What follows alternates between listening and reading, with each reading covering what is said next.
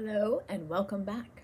When we last left our friend Robin, he had made some crutches and he was learning to walk again. One Friday, toward the end of September, the monks of the choir stood practicing in the chantry. Standing by the lectern to turn the pages of the missal was Robin in scarlet cassock and white linen cotta. They were singing the Sanctus and had just come to the Amen when the verger appeared. He held up his hand for their attention. "A messenger has come for young Robin from his father," he said. "Let him come with me." Robin followed the verger down the corridor to the parlor, the thud of his crutches alternating with the sound of his soft shoes on the stone floor. Robin wondered who the messenger could be. Elfred the Dane or Rolf the Bowyer? It was neither. It was John Go-in-the-Wind, the minstrel, who had carried Robin's letter to his father weeks ago. "Good young master," he said to Robin, "this letter I bring from thy noble father in all haste, for long I could not find him, for that the battle did go first to one place then to another, and the Scots be so fierce in fighting that often the battle went against our side." "And how goes it now?" asked Robin. "Is my father alive? Is he well and safe?" "It goes well now," said John, "and here is thy letter."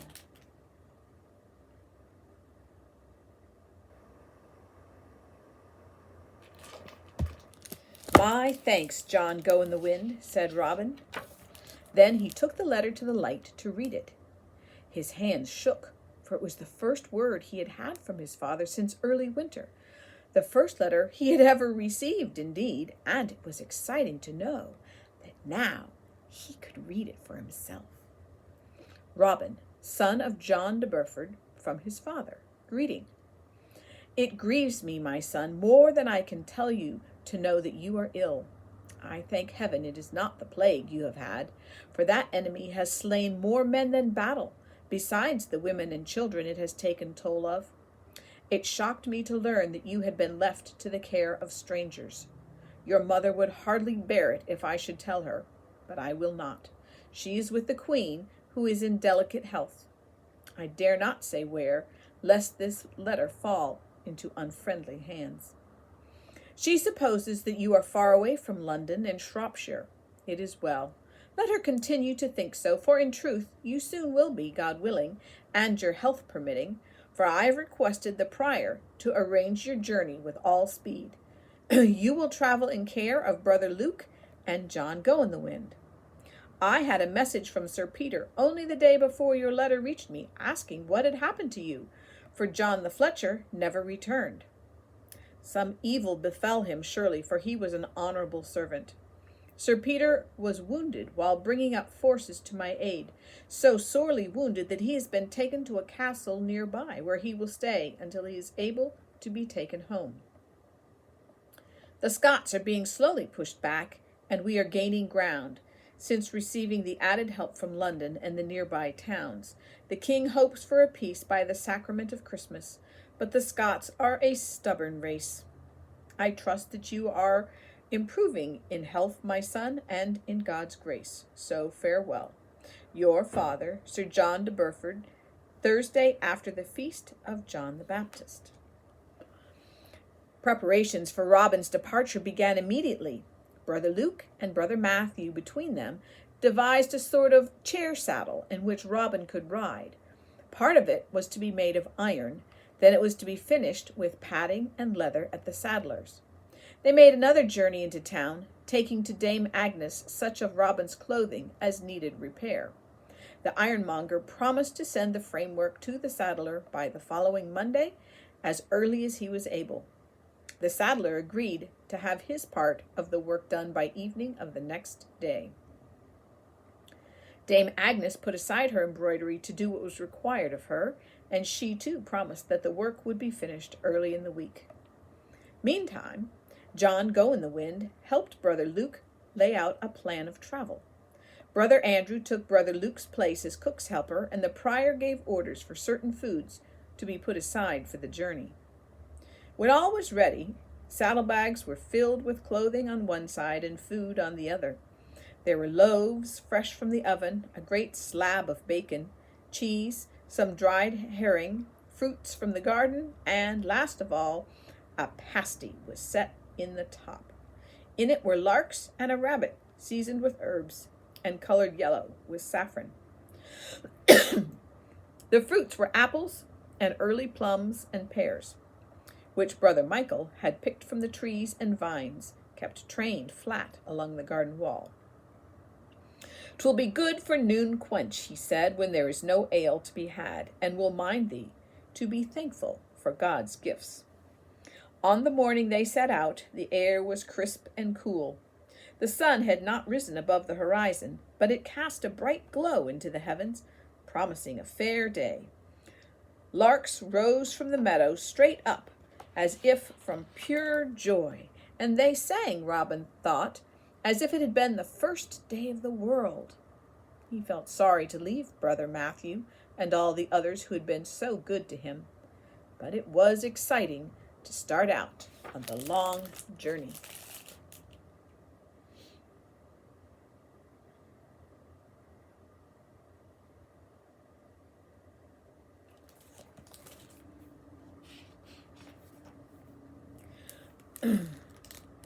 "There are over 100 English miles to go," said John Go-in-the-Wind, "and frost is not far off, so we must go steadily."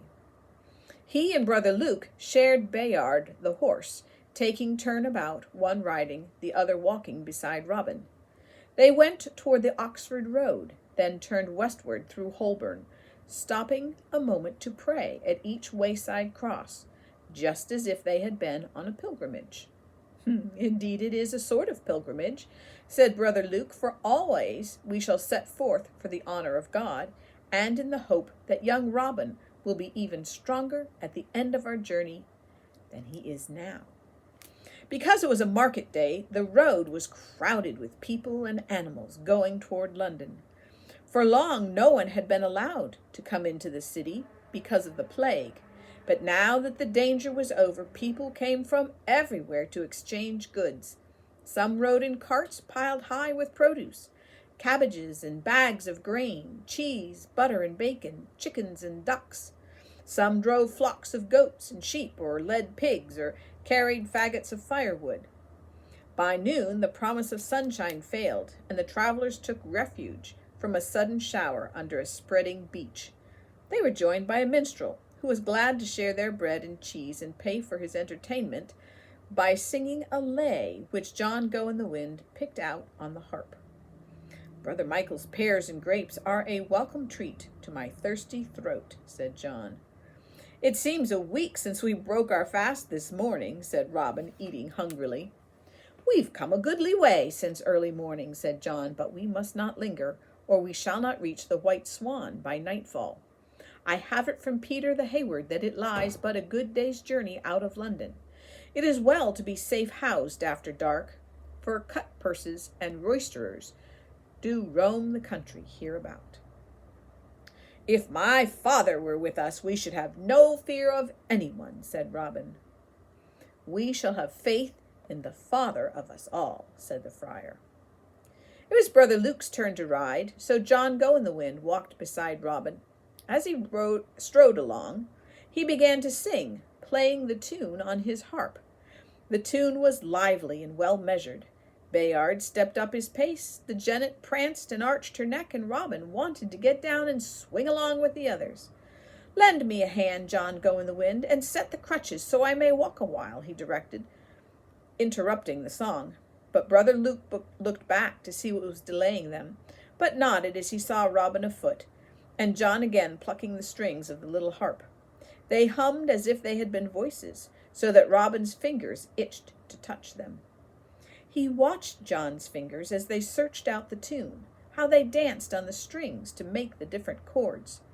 He noticed the smooth wood of the harp and how the strings were held with wooden pegs. He wished he could play on it and wondered if he could make such an instrument.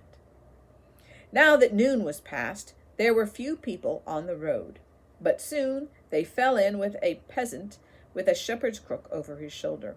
They asked the way to the next village.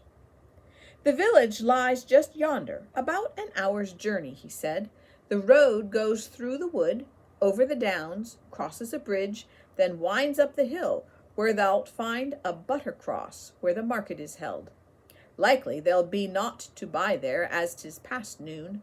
Beyond the cross the road turns more northerly, and there is a fork where it divides. Beyond that, I know not how it goes. Go you to the village? Asked Robin. No, I go to the forest of my lord's manor, where wood for house fires may be gathered. We country folk may have such branches as can be gathered by hook or by crook from the standing trees of the Lord's forest. He left them with a good day and crossed the field. Robin grew tired, for he had walked more than a mile. John Go-in-the-Wind helped him into the saddle again and fastened the crutches on behind. A windmill swung its giant arms in slow obedience to the wind, and a farmer passed them carrying a sack of grain to be ground. Over the treetops, the spire of the village church could be seen, and thatched cottages began to appear at the road's edge. They entered the village where the stone bridge crossed a stream. The butter cross in the center square stood open to the four winds. The stone paving was still wet from the washing down after market, and the last of the farmers gathered baskets and gear before going home. Brother Luke was ahead, still riding Bayard the horse, but here he stopped and changed places with John Go-in-the-Wind. The road continued to rise beyond the village, winding between the hedgerows of hawthorn now starred with rosy fruit. Robin drew his cloak around him, for the air was damp and chilly. About a mile beyond the village, at the top of the hill, they came to the fork in the road.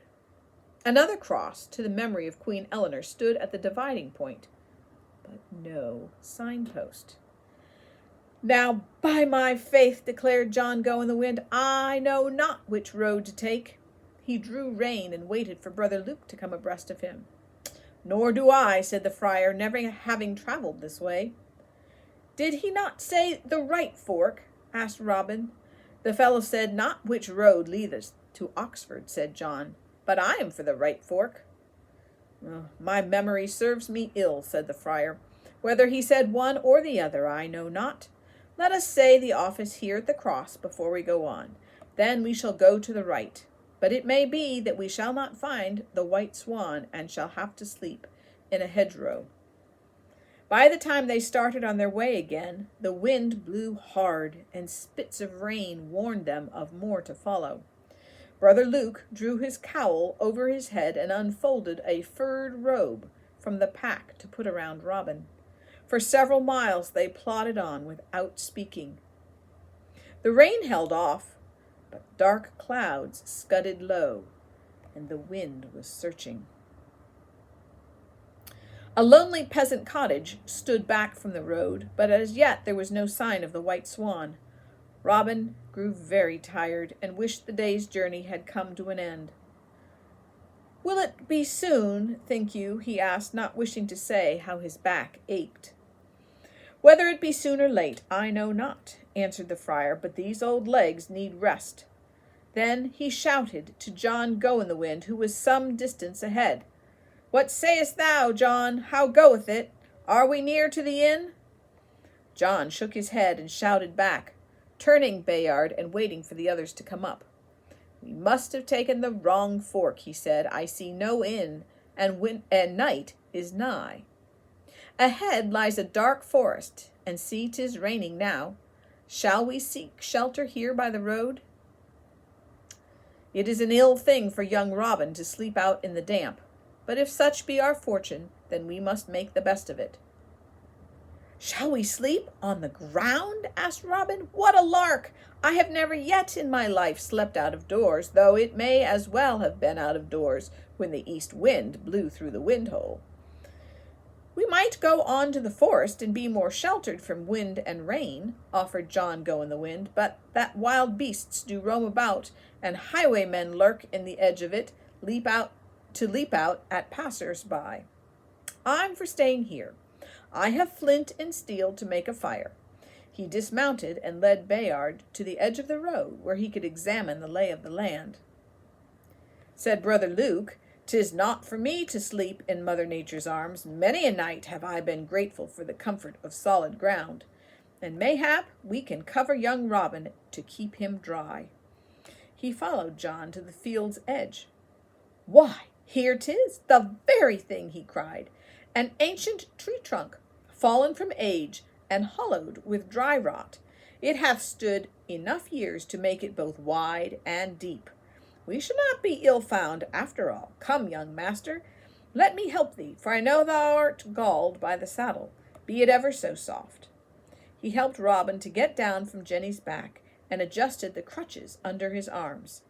"It is good that the fullers do shrink and pound this cloth, for it is well nigh rainproof," the friar went on, as he bustled about getting the saddlebags down, putting the furred rug inside the great log, and leading Jenny to be tethered to the thicket. John Go-in-the-Wind tied Bayard beside her, leaving them both on a loose rein, so they might crop the grass. Robin stood with his back to the wind, holding his cloak about him. This was a real adventure. Even though he might never be a knight in armor and go to battle to defend England, he would know what it was like to make his bed on God's earth, feel the prick of rain in his face, and instead of brocaded bed curtains, see dark clouds making a canopy over him. John cleared a space shielded from the rain on the far side of the log, where the ground was still dry, then set it about with stones and searched for dry twigs to make his fire. Farther down the sloping meadow he found a ruined ox yoke, left by a careless peasant, which would burn long and well. A few dry leaves and some of the punky rotted wood served as tinder, when steel and flint struck a spark in the shelter of the hollow log, and soon there was a cheerful fire, which drove back the night and storm. They roasted apples in the fire, but ate the pasty cold, and hunger sauced it better than the finest cook could have done.